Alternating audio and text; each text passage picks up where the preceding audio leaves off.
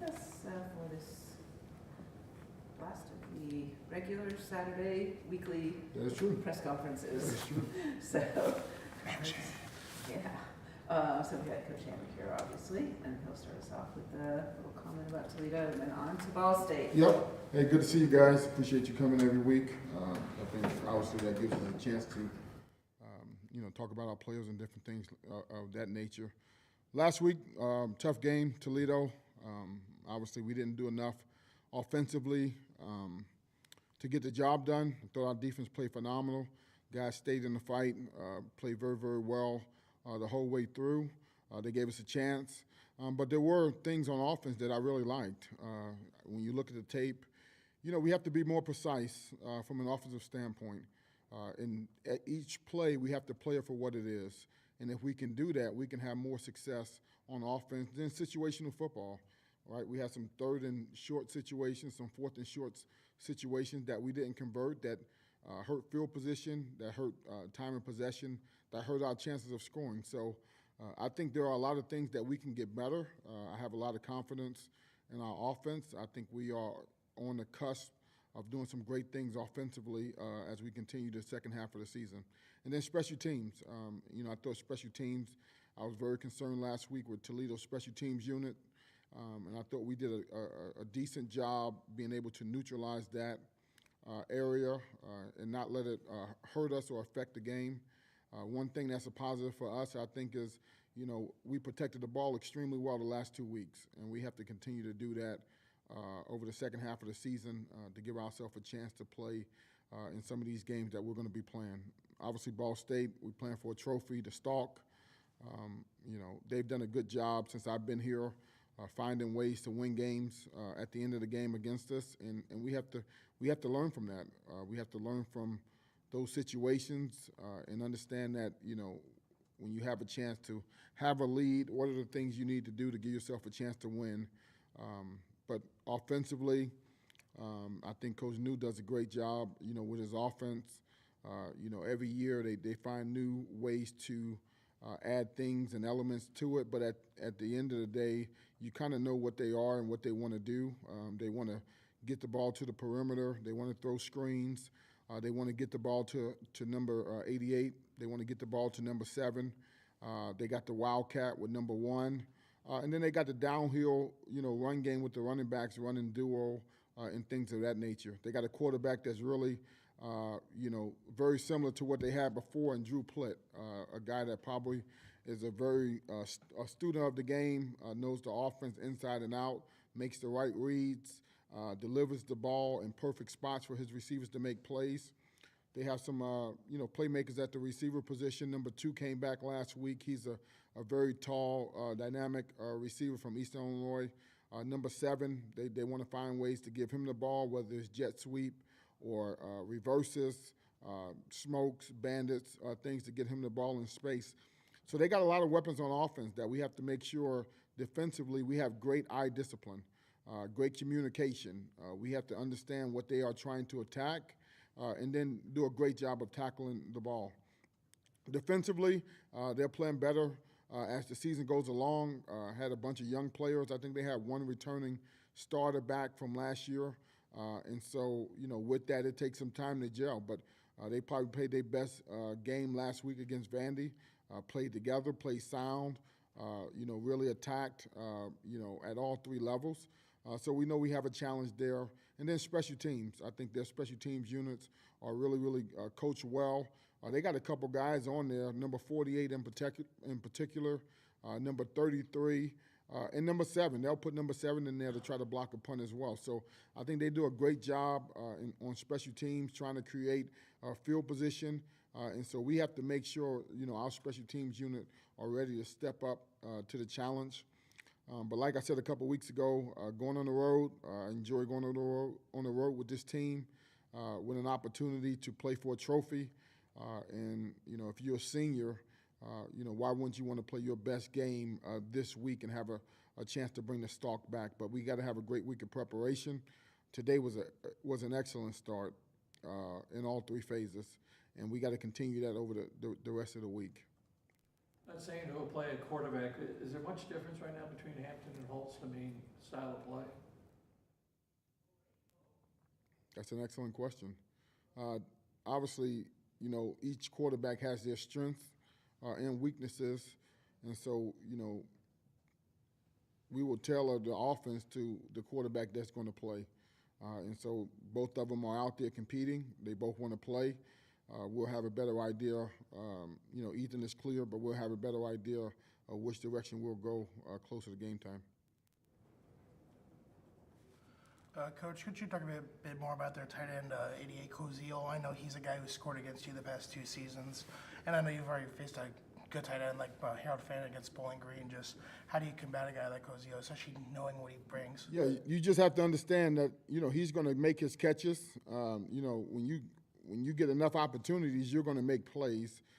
We have to minimize the plays, but we've seen some good tight ends already this season. The kid from BG is really good, and this kid from Ball State is excellent as well. They use him in some different ways, but still every bit as effective. I think he got, 55 catches, and, I don't know how many games they played, 7. So, they're going to find if you got 55 catches, that means they throw you the ball at least 10, 12 times a game. So he's going to make his plays. We have to know where he's at, especially in the red zone. They're going to find ways to tight end delay, tight end screen, tight end up the seam. So we just have to make sure we have all hands on deck. We're trying to at least minimize him the best way possible. You mentioned in the past you really like these trophy games on the schedule, don't you? No, yeah, I mean, it's great energy for the players. Obviously, it means a lot to both teams. And, we're trying to play our best football in all 3 phases on Saturday. You mentioned the lessons from the losses the last couple of years from Ball State. What are you looking to be cleaned up? Yeah, I mean, we've lost a turnover battle every game we played. We haven't executed on special teams, and this goes all the way back to 2019 when we dropped the kickoff return out of bounds at the 3-yard line. We haven't finished games. We've had the lead in the fourth quarter and haven't finished games, and normally that's attributed to turnovers. So number one, let's not beat ourselves. And if we don't beat ourselves and they're good enough to beat us, then you shake their hand at the end of the game. But let's not put ourselves in a position where we don't have the advantage. And that starts with ball security. That starts with being really, really good on special teams. And that starts with finishing the fourth quarter. Coach, for you guys, it's always been running the football as your main identity on offense, but how do you guys get back to making explosive plays down the field and getting some of those big plays back in your offense? Yeah, I mean, you got to hit them. We threw them last week. We threw a deep ball to Trayvon Rudolph. It was a pass interference. We threw some deep balls down the field. We threw the ball 46 times last week. So it wasn't for a lack of trying. We just didn't connect. And so we have to make sure when we get those opportunities, we have to complete them. And that allows us to be more dynamic and explosive on offense. I know it dictated the game, but you don't want to throw over 40 times a game, do you? I mean, on an average? Or? Yeah, I mean, I think we threw it 46 times and ran it 46 times. So we want to be balanced. So I love the balance. But we're not going to be afraid to throw the football. We got feel like we got some really good playmakers at the wide receiver position, at the tight end position, and we want to be balanced. We want to make people defend the whole field, and the more we can do that, the better chance we have for success. And Coach, look at the depth chart here. I'm seeing that Ray Thomas is back on for the first time all Yeah, he's season. playing. What's it like to have a guy like that back on the field? I mean, you can make an argument. We played the whole season without one of our best defensive players. He was our best defensive player last year. And so we played the whole season without him, and our defense improved. And so I think that tells you the type of depth we have in our program where your best defensive player don't play until week 8 or so, and your defense got better. And not only is he back, he's ready to go. Our guys have welcomed him back, and he's anxious to play, and I can't wait to watch him. So that gives us more depth. That gives us more ability to throw more guys out there at people. And we are getting healthier and healthier as the season goes along. But I think that's a testament to our program. That's a testament to our culture. That's a testament to the strength coaches. That's a testament to our coaches for bringing in the right type of players that can be developed in our program. And that shows you where we're at. But, you know, last year, our two starting defensive ends did not play this year. And that would be Ray Thomas and George Gums. And not only did we get better at that position, now we get to have Ray back, and I think he's ready to cut it loose. Coach, you talked about getting some of your guys back there just a second ago, but after this game, you have the 10-day grace period before the MAC. So what importance is that in trying to get guys back to the roster before the final stretch of the season? Yeah, I think it's important. Last week we got some guys back. AB came back. Trayvon Rudolph came back. You know, we was missing the right tackle, but he's back. So, you know, what a great opportunity to go out there and play as hard as you can play for 60 minutes, knowing that you have a little bit of an extended break after this game. So we're going to go out there and give it all we got for 60 minutes. And then obviously, you know, after this game, then we'll figure out where we're at from a health standpoint and try to get guys healthy for the last 4 weeks of the season. Looking back on the film, how'd you say Brown and Rudolph did on the pitch count, I think, as you put it? I thought they did some good things. Obviously, you know, when you're coming back from injury like they did last week, they didn't take all the maximum workload in practice, so everything wasn't going to be as sharp and as clean as we want it to be. But this week, they are taking a full load. They fully back. Once you get a game under your belt, it's like I told them, that's the worst you're going to feel. You know, your first game back from injury. So they've gotten stronger. They look a lot, you know, crisper at practice, and we can get more practice reps on the practice field to give those guys the looks that they need to get prepared to play. Coach, you got 5 games left. Will we see any of the freshmen who haven't played yet? I mean, you use them 4 games, I believe, and will we see them maybe?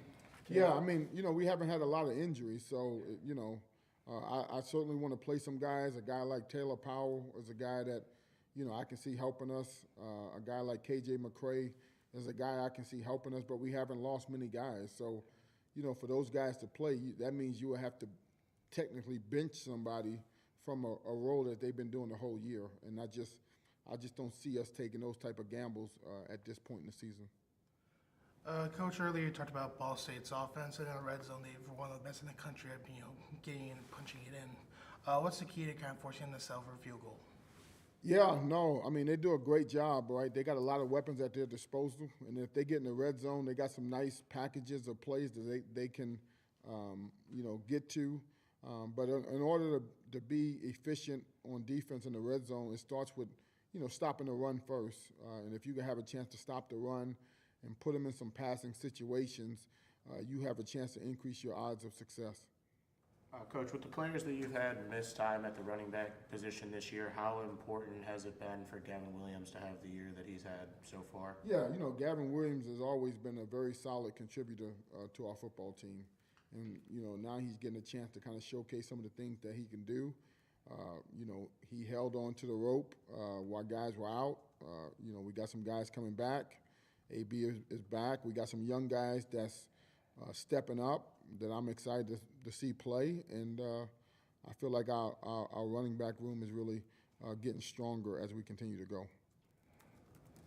You guys be facing a 4-man front with them on defense, or they mix it up a little bit? Well, I mean, they play some 4-man front. They play some 3-man front against JMU. So, you know, we'll be prepared for both. Not sure, you know, what was the thought process, maybe because JMU is more of a spread operation. But, you know, like I said, we've seen 3-man and 4-man fronts multiple weeks this season. And so whatever their flavor of the game is, we have to be ready to adjust and make the right adjustments and get to the plays that we need to get to depending on the front. And Coach, with the way Ball State's taken it over you guys for the past 2 seasons, how satisfying would it be to get a win over them to take it back at their house? Yeah, I mean, you know, we just want to win on Saturday and be 1-0. So, you know, Ball State just happens to be the next opponent. It's not any more satisfying than just trying to find a way to win a game. So, We're going to put the work in this week to give ourselves the best chance and try to go out there and play our best football to win the game, and then, we'll live with the results at that point. Coach, after coming off of a game like that, though, does the team have a little bit more urgency in practice throughout the week and just ready to get back out there on Saturday? Yeah, I mean, I definitely think offensively, I've seen a different step in those guys. I think, their confidence is growing. I think there's a lot of things when you watch the tape we can do better that are really, just execution. And so, we went a lot of good on good today. We'll do a lot of good on good tomorrow. We got one of the best defenses in the MAC and one of the best defenses in the country. So we might as well go, iron sharpens iron. So we might as well go against those guys and see if we can, execute plays versus a high-level type defense.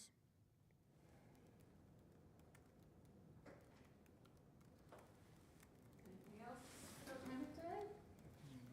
All right, there you go. Thank you. Go Thank you, Huskies. Coach. Thank you, Coach. Have a good one.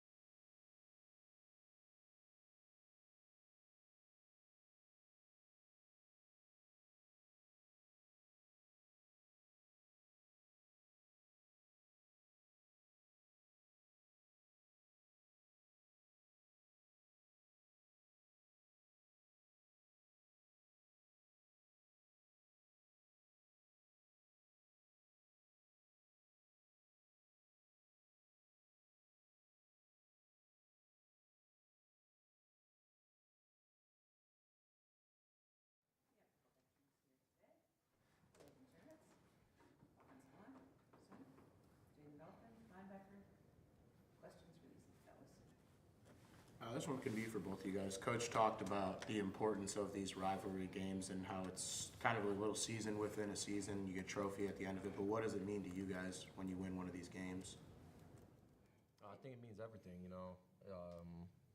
kind of shows how much our hard work has paid off.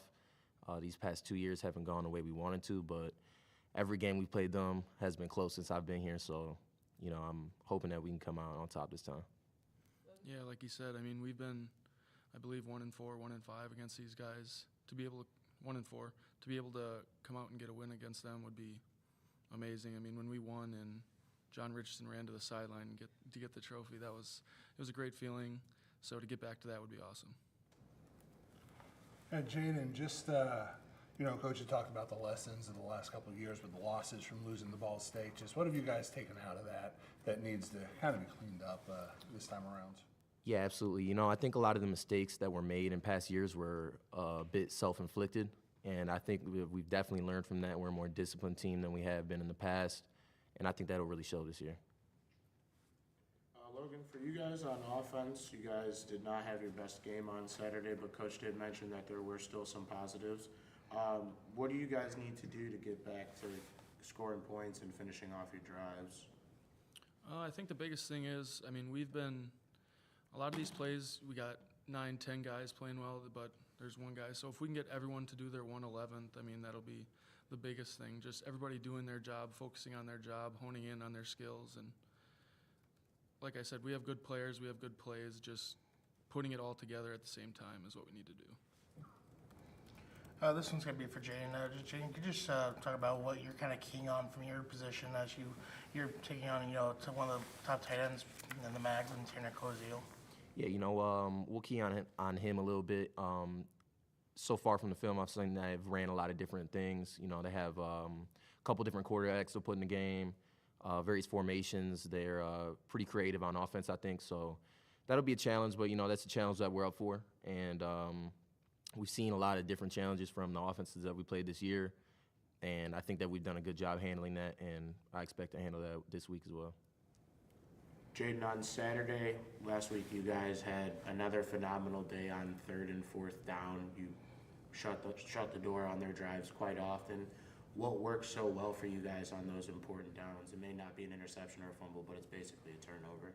Yeah, I think Logan kind of said a little bit, a big thing for us on defense is doing our 111th. So, if we can get every guy to just do their part, everything will really come together. And, we've been pretty good with our looks on defense, been showing different looks, getting out in coverage, blitzing. And I think that's helped a lot. We put an emphasis on that this offseason, and I think that's really paid off.